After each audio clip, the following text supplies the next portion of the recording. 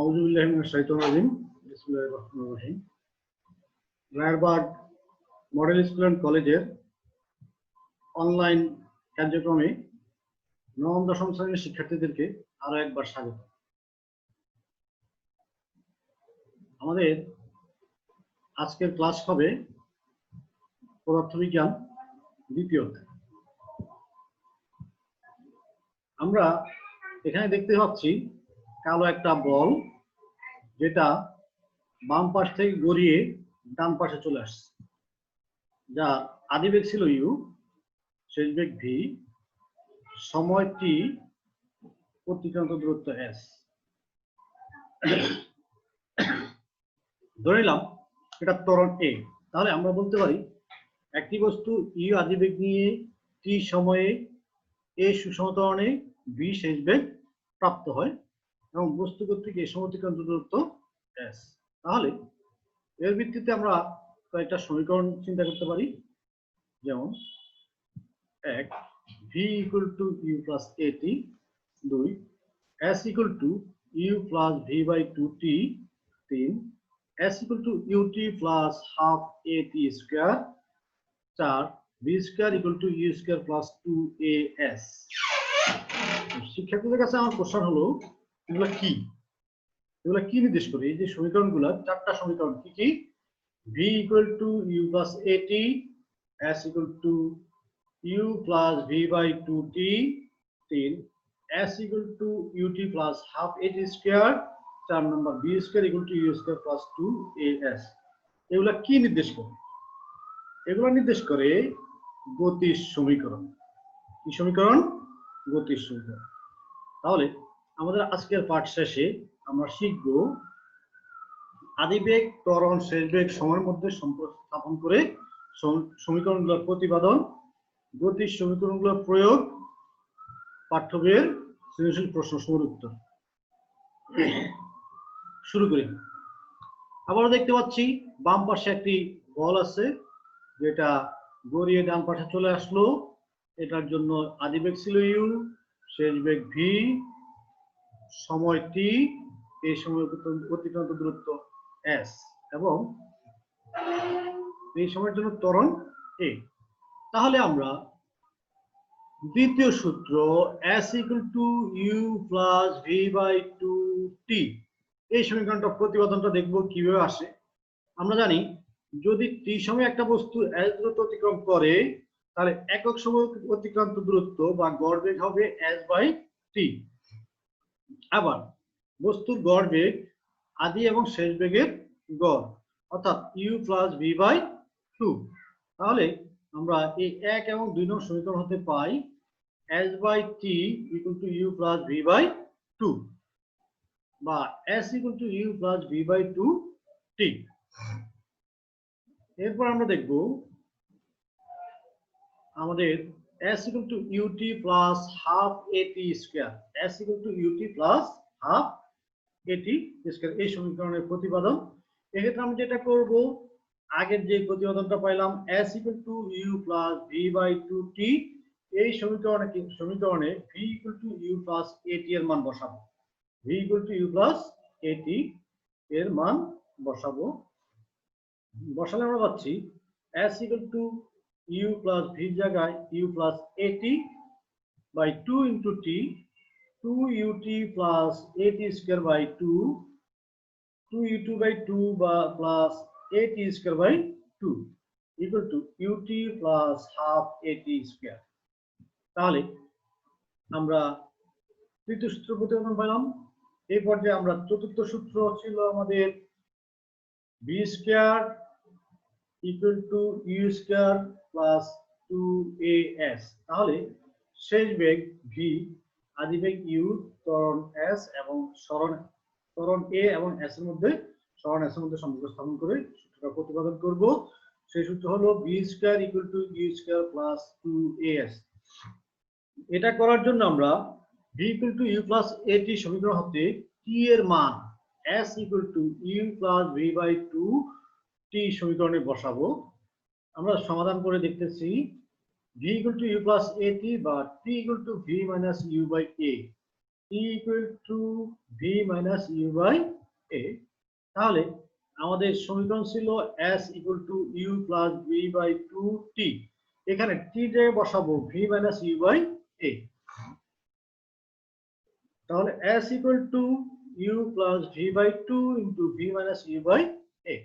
এখান থেকে আমরা পাচ্ছি u plus v into v minus u, অর্থাৎ v plus u v minus u, অর্থাৎ v square equal minus u square by two a. সেখান থেকে আমরা পেতে পারি v square equal to u square plus two a s. এবার আমরা গতি সমীকরণগুলোর প্রমাণ করে নিলাম। এই পর্যায়ে আমরা পাঠ্যবইয়ের সৃজনশীল এক চর্চা করব। যে সৃজনশীল উদ্দীপকটা হলো রাজীব তার সপরিবারে সিলেট জাফলং বেড়াইতে যাওয়ার জন্য একটি মাইক্রোবাসে রওনা হলো। মাইক্রোবাসে করে যাওয়ার পথে রাজীব যাত্রা শুরুর পর থেকে প্রতি 5 মিনিট পর পর গাড়ির বেগ বা দ্রুতি লিখে নিল, যেখানে মান ছিল 18, 36, 54, 54, 54, 36, 18। আমাদের প্রথম কোশ্চেন, তাৎক্ষণিক দ্রুতি কি? আমি আবার বলি, তাৎক্ষণিক। তাৎক্ষণিক মানে হঠাৎ, ওই মুহূর্তে, বিশেষ একটা মুহূর্ত। তাহলে দ্রুতি কোন একটি গতিশীল বস্তুর বিশেষ কোন মুহূর্তে দ্রুতিকে বস্তুর তাৎক্ষণিক দ্রুতি বলে। আমরা জানি কি দ্রুতি কি? বস্তু কর্তৃক একক সময়ে অতিক্রান্ত দূরত্ব যেখানে দিক ফিক্সড থাকবে না।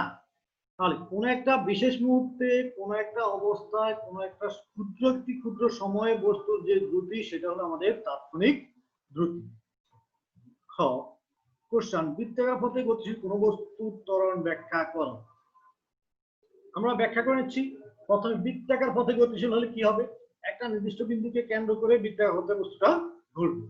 আর ঘূর্ণনশীল বস্তু সর্বদাই গতিপথে সবসময় বেগের দিক পরিবর্তন করে, গতিপথের দিক পরিবর্তন করে বলে সমদ্রুতে গতিশীল বস্তু হলে যদি তার দ্রুতি স্থির থাকে কিন্তু দিক পরিবর্তনের কারণে একটা ত্বরণ সৃষ্টি হবে, যে ত্বরণকে আমরা বলবো কেন্দ্রমুখী ত্বরণ। কি ত্বরণ? কেন্দ্রমুখী ত্বরণ। অপরদিকে বৃত্তাকার পথে অসম দ্রুতিতে চলমান যদি বেগের পরিবর্তন হয়, দ্রুতির পরিবর্তন হয়, তাহলে যে ত্বরণ সৃষ্টি হবে তাকে বলবো আমরা কৌণিক ত্বরণ। অতএব বৃত্তাকার পথে গতিশীল, বৃত্তাকার গোলাকার পথে গতিশীল কোন একটা বস্তুর গতিকে দুই ধরনের ত্বরণের সাথে জড়িত আমরা বলতে পারি কেন্দ্রমুখী ত্বরণ এবং কৌণিক ত্বরণ। কি কি? কেন্দ্রমুখী ত্বরণ এবং কৌণিক ত্বরণ। প্রথম 5 মিনিটে গাড়িটি অতিক্রান্ত দূরত্ব নির্ণয় করতে বলছে। আমরা বুঝতে পারি একটা মাইক্রোবাস, তার আদিবেগ ছিল u ইকুয়াল টু 0। 5 মিনিট পর পর গাড়ির স্পিডোমিটার থেকে বেগ বা দ্রুতি নেওয়া হয়েছে, সেখানে 5 মিনিট পরে বেগ ছিল 18 কিলোমিটার পার আওয়ার। তাহলে আমরা দেখি এখানে সময় 5 মিনিট, অর্থাৎ 60 × 5 300 সেকেন্ড। আদিবেগ u equal to 0 metre per second এবং 5 মিনিট শেষে তার বেগ ছিল 18 × 1000 metre by 16 × 60 second. 5 metre per second তার ছিল শেষ বেগ। তাহলে 5 মিনিট শেষে তার অতিক্রান্ত দূরত্ব s হলে s equal to u plus v by 2t। s equal to, আমরা আবারও বলি সূত্রটা, আদিবেগ যোগ শেষ বেগ ভাগ 2 ইনটু t। তাহলে আমরা মান বসাই, s equal to 0 plus 5 by 2 into 300 750 metre. অর্থাৎ গাড়িটি প্রথম 5 মিনিটে গাড়িটির অতিক্রান্ত দূরত্ব হলো 750 মিটার বা 750 মিটার। গৃহীত উপপাদ্য দিয়ে বেগ সময় লেখাচিত্র অঙ্কন করে তা ব্যাখ্যা করো। আমরা আবারও খেয়াল করি, স্পিডোমিটারে প্রাপ্ত বেগগুলো ছিল 5 মিনিট পর পর 18, 36, 54, 54, 54, 36, 18। তাহলে এই সময় এবং বেগের লেখাচিত্র অঙ্কন করলে প্রদত্ত চিত্রের মতো একটি চিত্র পাবো, যেখানে প্রথম 15 মিনিটে মাইক্রোবাসটি মূল বিন্দুগামী একটি সরলরেখা ছিল, মূল বিন্দুগামী সরলরেখা, যেখানে সুষম ত্বরণে গাড়িটি অগ্রসর হয়। এরপরে 10 মিনিট বেগ ছিল 54, 54, 54। দ্যাট মিনস এই সময়ে গাড়ির গতির বেগের ছিল গ্রাফে এক্স অক্ষের সমান্তরালে গাড়িটি সমবেগে চলে এবং শেষ 10 মিনিটে 54 থেকে কমে 36, তারপরে 18। দ্যাট মিনস এটা রেখাটা নিচের দিকে নামতে থাকে, অর্থাৎ গাড়িটির বেগের মন্দন ঘটে। আমরা চলে যাই দ্বিতীয় সৃজনশীলে। দেখা যাচ্ছে m বরের একটি বস্তু এ ত্বরণে চলমান অবস্থায় রয়েছে, যার আদিবেগ u, শেষ বেগ v এবং t সময় অতিক্রান্ত দূরত্ব s হলে গতির অবস্থান নিচের টেবিলে দেওয়া হলো। ঘটনা 1, যার আদিবেগ 10 মিটার পার সেকেন্ড, শেষ বেগ 30 মিটার পার সেকেন্ড, সময় t = 5 সেকেন্ড, s অর্থাৎ সরণ এবং এই ত্বরণের মান অজানা। ঘটনা 2, আদিবেগ 5 মিটার পার সেকেন্ড, শেষ বেগ 20 মিটার পার সেকেন্ড, সময় t = 4 সেকেন্ড, সরণ 44 মিটার, ত্বরণ 3 মিটার পার সেকেন্ড স্কয়ার। এখন আমরা কোশ্চেনগুলো দেখে নেই। প্রথম কোশ্চেন ক, ত্বরণের সংজ্ঞা লিখো।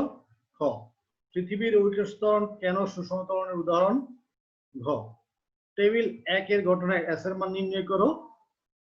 ঘ, গাণিতিক বিশ্লেষণের মাধ্যমে দুটো ঘটনা সম্বন্ধে মন্তব্য করো।